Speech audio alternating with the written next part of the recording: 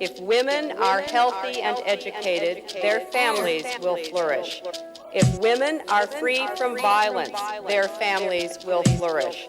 If women have a chance to work and earn as full and equal partners in society, their families will flourish.